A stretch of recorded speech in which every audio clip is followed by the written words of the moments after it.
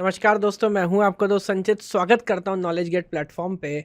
और इस वीडियो में बात करेंगे पहली डायनामिक प्रोग्रामिंग प्रॉब्लम की, जो है लॉन्गेस्ट कॉमन सबसीक्वेंस।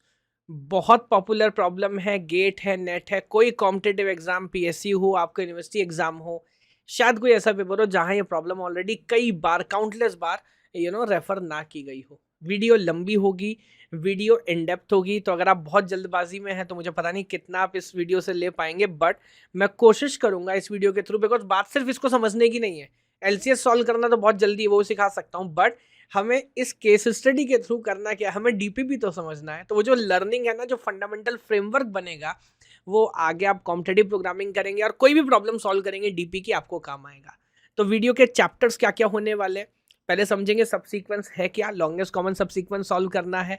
फिर समझेंगे क्या डेफिनेशन है और एप्लीकेशन क्या एलसीएस की, करना क्यों चाह रहे हैं। एंड देन इन 4 स्टेप्स बड़ी डिटेल में जाके डीपी को यूज करके एलसीएस सॉल्व करेंगे। And in the last will have a homework question. Yes, fair enough. आगे बढ़ता हूँ। तो पहले समझते हैं ये सबस्ट्रिंग और सब सीक्वेंस में क्या डिफरेंस है। सब सीक्वेंस तो आपने कई, सबस्ट्रिंग माफ कीजिएगा, कई बार ऑब्जर्व किया होगा, सब सीक्वेंस शायद नहीं किया हो, या बहुत सारे लोगों को अंडरस्टैंडिंग हो सकता है ना हो, तो इस पर एक बार पहले रिवीजन कर लेते हैं। देखो, जब हम बात करते हैं ना सब स्ट्रिंग की तो आप समझ पाते कंटिन्यूस होना चाहिए, ऑर्डर होना चाहिए, है ना। लेकिन जब हम बात, मैं भी दोनों चीजें यहाँ पे सैंपल करके बताऊंगा। जब बात करते हैं सब सीक्वेंस की, तो सब सीक्वेंस क्या कहता है, सर ऑर्डर इंपॉर्टेंट है, प्लीज अंडरस्टैंड, लेकिन वो ऑर्डर कंजिक्यूटिव हो ये जरूरी नहीं है। जैसे सिंगल लेंथ तो मिलेगा ही, ए बी सी डी ये सब सीक्वेंस है। मैं लेंथ 2 की बात करता हूँ, तो ए बी एक सब सीक्वेंस है, ए सी भी एक सब सीक्वेंस। अब देखिए, क्या ए के बाद सी आ रहा है, हाँ आ रहा है, तो दिस इज अ वैलिड सब सीक्वेंस। कंटिन्यूस हो जरूरी नहीं है, ए के बाद डी आ रहा है, बी के बाद सी आ रहा है, बी के बाद डी आ रहा है, ए बी सी डी छोड़ दिया, ए बी डी सी छोड़ दिया, ए सी डी बीच में बी छोड़ दिया, N A B C D, ये सबके सब वैलिड सब सीक्वेंस है। हालांकि आप मुझसे सबस्ट्रिंग बोलेंगे तो all of these are substrings. Now A B is a substring, A C is not a substring, A D is not a substring, B C is a substring, ये substring है, B D is not. सिर्फ A B और लेन 2 में B C हुआ, और C D और होगा, C D नहीं लिखा, अच्छा सी डी मिसिंग है भाई, सी डी भी होना चाहिए था, है ना। और सी डी सब सीक्वेंस भी है like this. Similarly A B C है, ए बी डी नहीं है, ए सी डी भी, ए बी डी नहीं है, ए सी डी भी नहीं है, एक और यहाँ पर हो सकता था B C D, something like this. Yes, and then we have A B C D, this is it. तो again you understand, substring order बोलता है और कंटिन्यूस बोलता है, लेकिन सब सीक्वेंस की जब हम बात करते हैं तो सब सीक्वेंस बोलता है ऑर्डर इंपॉर्टेंट है, बीच में कुछ कुछ स्किप भी हो सकता है, जैसे सब सीक्वेंस। तो सब सीक्वेंस की I think this is done. अब लॉन्गेस्ट कॉमन सब सीक्वेंस हमें क्यों चाहिए, देखिए लॉन्गेस्ट कॉमन सब सीक्वेंस एक क्लासिकल प्रॉब्लम है कंप्यूटर साइंस का। ज्यादातर केस में हम दो स्ट्रिंग्स लेते हैं और उसके बीच में काम करने की लगाने की कोशिश करते हैं। अगर मैं आपको एक बहुत सॉलिड एग्जांपल बताऊं, आप बोल रहे सर ये बायोलॉजी की कहाँ से आ गया, डीएनए कोड्स। आपने कई बार टीवी सीरियल्स में या फॉरेंसिक साइंस में, कंप्यूटर साइंस का एक उभरता हुआ टॉपिक है पूरा, साइबर फॉरेंसिक्स, ये जितना भी अंडरस्टैंडिंग है, डीएनए पैटर्न मैचिंग एक इंपॉर्टेंट चीज है। अगर 10th क्लास का आपको थोड़ा सा याद हो, मुझे भी नहीं याद है, बट देख के समझ सकते हैं कि जो हमारा डीएनए है वो 4 प्रोटीन कोड से मिलकर बना होता है, जी ए सी और टी, उनका अलग अलग सीक्वेंसेस है। दो लोगों का डीएनए कभी 100% मैच नहीं होता, लेकिन मान लीजिए पेरेंट है, उनके जो चिल्ड्रन होंगे उसमें काफी ज्यादा मैच होगा, है ना। तो कितना ज्यादा मैच होता है उससे पता लगता है वो लोग एक दूसरे से कितने पास की रिश्तेदारी में, कितना क्लोज ब्लड रिलेशन है ना। इंडिया वाले का अफ्रीका वाले से भी मैच होगा बहुत कम, अब 2 इंसानों का ज्यादा होगा, इंसान जानवर का कम होगा, समथिंग लाइक दिस। तो ये जो डीएनए पैटर्न मैचिंग है, यहाँ पर हम करते क्या है, दो लोगों का डीएनए कोड देखते हैं और उनमें लॉन्गेस्ट कॉमन सब सीक्वेंस निकालते हैं, दोनों में लॉन्गेस्ट कॉमन सब सीक्वेंस क्या है ना। मल्टीपल सब सीक्वेंसेस हो सकती हैं। जैसे मैं एक एग्जांपल अगर लिखूं, अब जैसे मान लीजिए ये ले लेते हैं, फास्फोरस है, कार्बन है, ऑर्डर के हिसाब से देखते चलते कुछ कॉमन मिल रहा है क्या, सी इधर नहीं है, ए इधर नहीं है, आर इधर है, आर के बाद बी है, आर के बाद बी इधर नहीं है, आर के बाद ओ है, आर से पहले ओ है। सर तो मेरे ख्याल से कॉमन सब सीक्वेंस यहाँ लेन 2 भी हम नहीं, ओ के बाद एन कहीं आ रहा है क्या, नहीं, ओ के बाद एन भी नहीं आ रहा है, ये तो खराब हुआ, अच्छा अच्छे से मैच नहीं हुआ।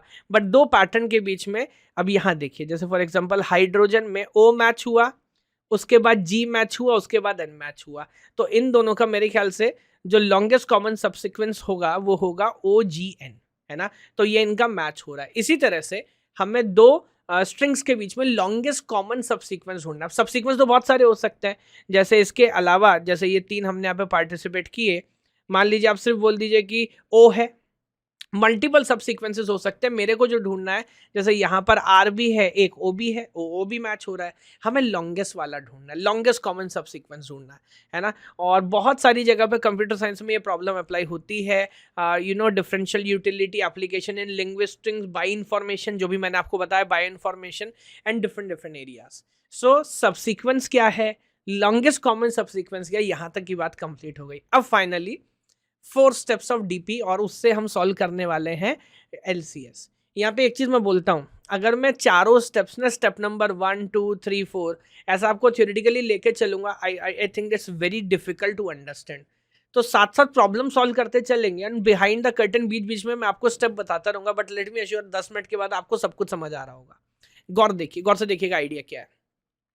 हाइपोथेटिकली इमेजिनिंग कि मेरे पास, हमें स्ट्रक्चर समझना है पहले, मेरे पास दो स्ट्रिंग्स हैं, एक का नाम है x जिसमें m नंबर ऑफ एलिमेंट्स है, एक का नाम है y जिसमें n नंबर ऑफ एलिमेंट्स है, और मैं डिटेल भी लिख दिया x1 x2 x3 up till xm y1 y2 up till yn, and let us assume that there is a longest subsequence बहुत सारी हो सकती है, लॉन्गेस्ट कॉमन सबसीक्वेंस है z, जिसमें z1 z2 up three zk है। तो अब रिकर्सिवली हम इसे कैसे समझेंगे, हम एक आइडिया है छोटा सा आपके सामने रखता हूँ, वो क्या है, सबको सबसे मैच मत करो, दोनों के आखिरी एलिमेंट को मैच करो, xm और yn, ट्राई दिस। तो अब देखते हैं, अगर xm और yn मैच होता है फॉर एग्जांपल, तो मुझे बताइएगा, ये बात तय होगी ना कि हमारा जो लॉन्गेस्ट कॉमन सबसीक्वेंस होगा उसमें आखिरी एलिमेंट वही बनेगा, है ना, क्योंकि अगर ये मैच हो रहा है तो भला मैं इसे क्यों ना लूंगा, मैं तो जरूर लूंगा। तो अब ध्यान से देखिए मैं क्या बोलता हूं, अगर xm और yn आपस में सेम है तो zk जो है वो उसके इक्वल हो गया। और अब क्या होगा, मजे की बात की, एक नई प्रॉब्लम हम सॉल्व करेंगे, क्या, क्योंकि मैं यहां तक आ चुका हूं, तो अब मैं एक छोटा प्रॉब्लम उठा लूंगा कि भाई आखिरी तो मैच हो गया, तो 1 से लेके xm-1 तक नया प्रॉब्लम, y से लेके yn-1 तक दूसरा प्रॉब्लम, एंड देन जो दोनों का कॉमन पार्ट होगा दैट इज zk-1, इसको हम चेकआउट करेंगे। ये अंडरस्टैंडिंग है, बेसिक स्ट्रक्चर समझ आ रहा होगा। लेकिन अगर दोनों मैच नहीं किए तो क्या करेंगे, तो मेरा कोई रिश्तेदार तो है नहीं, तो मैं क्या करूंगा, फिर एक एक करके मौका दूंगा। एक काम करता हूं, एक आइडिया हो सकता है कि xm को छोड़ दूं और इसके साथ टेस्ट करूं, एक तरीका हो सकता है yn को छोड़ दूं और इसके साथ टेस्ट करूं, और लॉन्ग रन में मैं आगे किस तरह से बढ़ूंगा, जहां लॉन्गेस्ट मैच होगा, है ना। अब यहां से चीजें मुश्किल होनी शुरू हो जाएंगी, यहां पर वैसे बेसिक आइडिया मैंने पूरा लिखा है। तो मैं क्या करता हूं, आपको स्ट्रक्चर की भी तरफ लेके चलता हूं, जहां से एक एग्जाम्पल मैं लूंगा, साथ साथ सॉल्व करते रहूंगा, and then I will come back to the standard cases.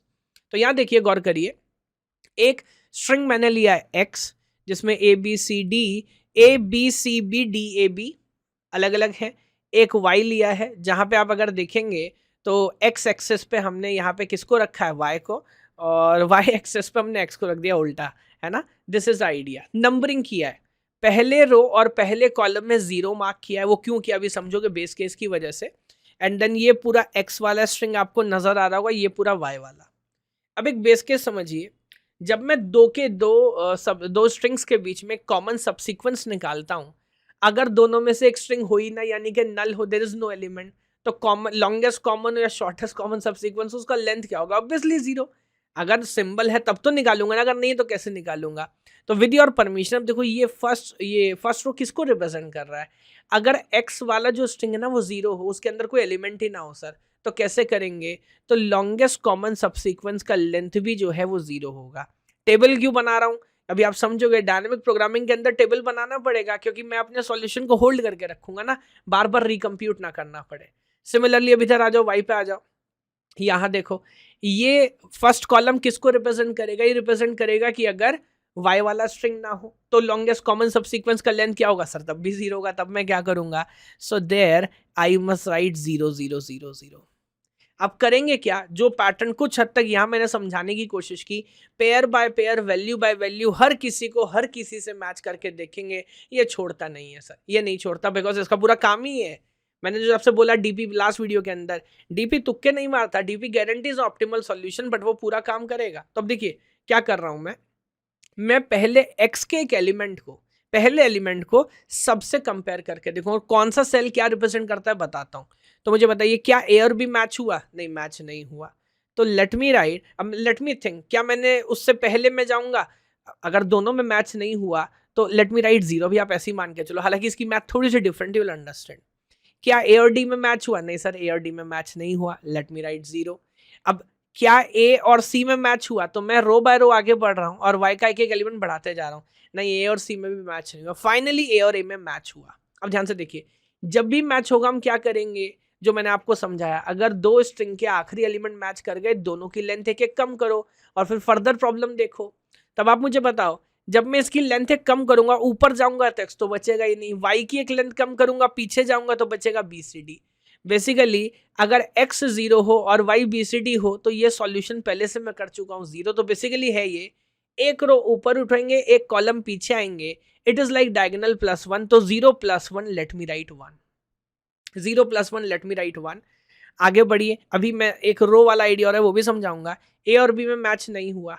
अब आप देखिए, जब मैच नहीं होता है तो क्या करते, मैंने बोला या तो पहले का एक एलिमेंट कम कर लो और दूसरा पूरा स्ट्रिंग देखो, या फिर दूसरे का एक एलिमेंट कम करो और पहला पूरा स्ट्रिंग देखो। इन दोनों में मैं किसको चूज करूं? जो बड़ा हो। अगर आप ध्यान से देखेंगे यहां पर मैच नहीं हुआ।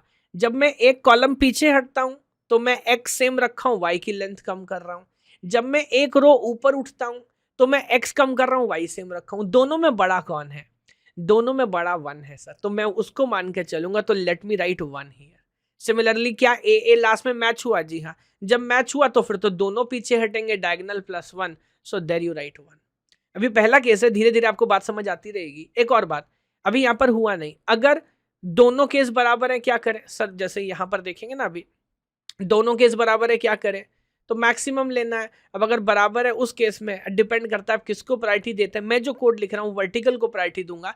अभी बहुत सारी बातें चलते रहिएगा मेरे साथ, एक एक बात समझाऊंगा, डोंट वरी। तो फिलहाल मैं बस इस बात को जस्टिफाई करने के लिए 0 0 है तो मैं यहाँ पे फिलहाल वर्टिकल लिख रहा हूँ। क्यों लिख रहा हूँ अभी समझाऊंगा। दोनों बराबर था, मैं मान रहा हूँ कि मैंने ऊपर वाला ले लिया, यहाँ तो पक्का मैच हुआ है, तो बेसिकली डायगोनल। ये बाद में ऑप्टिमल सॉल्यूशन जनरेट करने काम आएगा। यहाँ पर ऊपर छोटा था, साइड में बड़ा था, तो मैंने साइड वाला वैल्यू लिया। यहाँ पर दोनों में साइड वाला बड़ा था, साइड वाला वैल्यू लिया। न्यूमेरिकल सॉल्व करने के तो अभी कैसे ये भी कर सकते हैं कि पूरा मैथमेटिक्स भूल जाइए, सिर्फ ये सॉल्यूशन ही कैसे करते हैं यही समझ लीजिए तो भी काम हो जाएगा। अब आगे देखते हैं, अगले रो में चलते हैं। यहाँ देखिए, इधर बी है सेकेंड रो में, इधर बी है, B there is a match. जब मैच होता है तो क्या करते हैं? डायगोनल +1, तो 0 था यहाँ पर, 0 + 1 1। Now there you see B and D mismatch. जब मिसमैच होगा एक ऊपर चेक करेंगे, एक लेफ्ट में चेक करेंगे। दोनों में बड़ा कौन है? 0 और 1 में 1 बड़ा है। लेफ्ट से वैल्यू लिया, एरो लगाओ इस तरफ, हॉरिजॉन्टल एज लगाओ। बी और सी में कौन बड़ा? अगेन बी और सी में मैच हुआ कि नहीं? मैच नहीं हुआ। अगेन कंपैरिजन करिए, दोनों में कौन बड़ा? सर 1 बड़ा, लाइक दिस। बी और ए में मैच हुआ नहीं, दोनों बराबर हैं। जब बराबर हैं तो क्लैश है, उस केस में मैं ऊपर वाली वैल्यू को प्रायोरिटी दे रहा हूँ। अगेन डायनेमिक प्रोग्रामिंग गारंटी करता है ऑप्टिमल सॉल्यूशन जनरेट करने की, बट ऑप्टिमल सॉल्यूशन यूनिक हो जरूरी नहीं है। तो कभी कभी मल्टीपल सॉल्यूशंस भी हो सकते हैं, है ना। तो ऐसा हो सकता है आप कुछ और आंसर करो, मैं कुछ और आंसर करूं, पर ऑप्टिमैलिटी के केस में दोनों का आंसर सेम हो। इसलिए ग्राफ के अंदर दो रास्ते, दोनों का कॉस्टिंग सेम है, ठीक है। फिर आगे देखते हैं, B there is a match. Match होता है तो क्या करते हैं? तो they you understand diagonal +1। So इस तरह से मैं लिखते जाऊंगा। बी और ए पे क्या करूंगा सर? बी और ई पे again there is a B और ए पे again there is a match और मिसमैच 1 और 2 में कौन बड़ा? 2 बड़ा। तो लेट मी राइट हॉरिजॉन्टल। मैं अब ये पहले पूरा रो भरने वाला हूँ, है ना, पूरा का पूरा मैट्रिक्स। आप चाहे तो वीडियो पॉज करें, चाहे तो आगे निकाल लें, अपना टाइम बचाने के लिए कोई दिक्कत नहीं, मैं कट नहीं कर रहा। आप मेरे साथ चलना चाहते हो तो एक एक करके भरिएगा। तो बी और सी में मिसमैच है, ऊपर बड़ा value, let me write this. B और सी में मिसमैच है, दोनों 1 1 बराबर, let me write vertical. C और सी मैच है, डायगोनल +1, सो 1 + 1 2। सी और ई मिसमैच है, 2 वाला बड़ा है, so let me write horizontal. C और बी मिसमैच है, दोनों बराबर है, so let me write vertical. And C and A mismatch है, दोनों बराबर है, let me write vertical. Now B there is a match होने पर diagonal +1, so 0 + 1। B D there is a mismatch, दोनों बराबर है ऊपर नीचे, तो उस केस में हम देखते हो मैं वर्टिकल वैल्यू ले रहा हूँ। फिर आगे बढ़ रहा हूँ सर, बी और सी मिसमैच है, उस केस में ऊपर वाला वैल्यू ले रहा हूँ। बी और ए मिसमैच है, दोनों वैल्यू बराबर है, तो भी ऊपर वाला लेते हैं। बी और B there is a match, so now we have diagonal +1 बड़ा हुआ, 3 तक तो पहुंच गए। देन बी, अभी आपको प्रिंट होता नजर आएगा। Then B and A there is a mismatch, so will take horizontal value, I am sorry 3 होगा ना ये, yes. Now you see D and B mismatch, सो मिसमैच है तो ऊपर वाला वैल्यू ले लेता हूँ। B and D there is a match, diagonal +1, 1 + 1 2. Now D and C mismatch, vertical value. D and A mismatch, vertical value. D and B mismatch, vertical value. D and A mismatch, ये 3 आएगा, ये vertical value like this। चलते रहो आगे। A and B mismatch, vertical value. A and D again mismatch, 2 ऊपर है, ऊपर वाला। A and C mismatch again बराबर है तो भी ऊपर वाला। A and B match, there is a diagonal, so diagonal +1, so 3 आ गया sir. A and A again mismatch, दोनों बराबर हैं, ऊपर वाला। A and A there is a match, bingo, finally 4 तक पहुंचे, so diagonal +1, 3 + 1 4। now last row sir, B B there is a match, so 1, ये diagonal वाला। B and D there is a match, there is a mismatch, ऊपर वाला। B and C mismatch, ऊपर वाला। B and A mismatch, ऊपर वाला। B and B there is a match, so diagonal +1 like this, and finally दोनों same है, B and A mismatch है तो ऊपर वाला। नाउ इन दोनों का जो लॉन्गेस्ट कॉमन सबसीक्वेंस हुआ सर वो हुआ 4। अब आप बोलोगे ये एजेस क्यों लगाया, अब आपको समझ आएगा एजेस क्यों लगाया। दिल शो यू द पाथ। तो इधर से देखो मैं पाथ फॉलो कर रहा हूँ, ये बोल रहा है ऊपर जाओ, उधर से बोल रहा है डायगोनल, इधर से बोल रहा है फिर ऊपर जाओ, इधर से बोल रहा है डायगोनल, फिर बोल रहा है लेफ्ट में जाओ, फिर बोल रहा है डायगोनल, फिर बोल रहा है लेफ्ट में जाओ, फिर बोल रहा है डायगोनल। जैसे ही आप फर्स्ट रो या फर्स्ट कॉलम पे जाएं रुक जाएं। अच्छा मैच जहां भी हुआ वहां पे डायगोनल एज लगाइए। अब इसको सर्कल कर लो, इधर मैच हुआ था, उसके बाद देखो इधर मैच हुआ है, फिर आगे बढ़ो देखो इधर मैच हुआ है, एंड देन इधर मैच हुआ है। कहाँ कहाँ मैच हुआ, अब चाहे रो देख लो कॉलम देख लो कि कॉमन है, तो B and then you see C, फिर आगे बढ़ो then you see B and then you see A। तो लॉन्गेस्ट कॉमन सबसीक्वेंस हमारे आंसर के हिसाब से आया BCBA। और भी हो सकते हैं लेंथ 4 के, मैं मना नहीं कर रहा, एजेस का पूरा गेम है, हमने क्योंकि वर्टिकल को प्रायोरिटी दी आंसर है। अब आप समझिए, अब मैं ये सॉल्यूशन क्योंकि एक बार हमने बना लिया, अब मैं आपको स्टेप बाय स्टेप समझा सकता हूं हमने क्या क्या किया। देखिए दरअसल डीपी तो सबको सॉल्व करता है ना, तो मैं कोई भी एक रो पकड़ लेता हूं। अगर मैं इधर फिल कर रहा था ना, तो फिलहाल मैं ये यहां तक के x को यहां तक के y से मैं कंपेयर करके देख रहा था। तो बेसिकली ये हर लेंथ को हर लेंथ से कंपेयर करके देखता है कौन बड़ा कौन छोटा, देन डिसीजन लेता है ना। अब आप देखो दोबारा स्टेप नंबर 1, ये जो ऑप्टिमल सॉल्यूशन हम कर रहे थे, अगर दोनों मैच हो गए है ना, तो सीधे आप उठा लो और दोनों प्रॉब्लम का साइज कम कर दो। अगर मैच नहीं हुआ तो क्या हुआ मेरे को नहीं पता, बट फिलहाल मान लो अगर एक्सएम और वाईएन मैच नहीं हुआ, तो मान लेते हैं केस की ZK जो है वो XM नहीं होगा। अगर XM नहीं होगा तो अगली प्रॉब्लम किस पे कॉल करोगे, XM-1 और YN पे।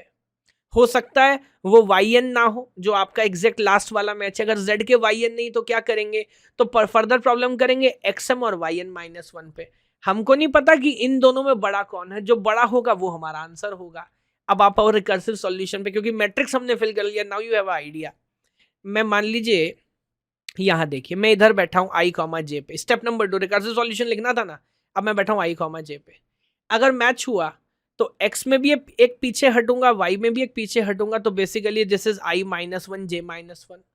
नहीं तो फिर वही वाला आइडिया, मुझे देखना पड़ेगा कि मैं किस प्रॉब्लम पे जाऊं। अगर एक कॉलम पीछे हटता हूं इट इज I, J-1, एक रो पीछे हटता हूं so this is I-1, J।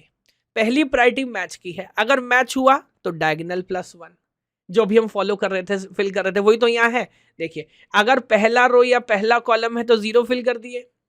अगर XI और YJ मैच हुए, अगर ये दोनों एलिमेंट मैच हो रहे हैं तो फिर दिमाग नहीं लगाना, फिर तो दोनों में डायगोनल +1, I-1 J-1 +1 करना है।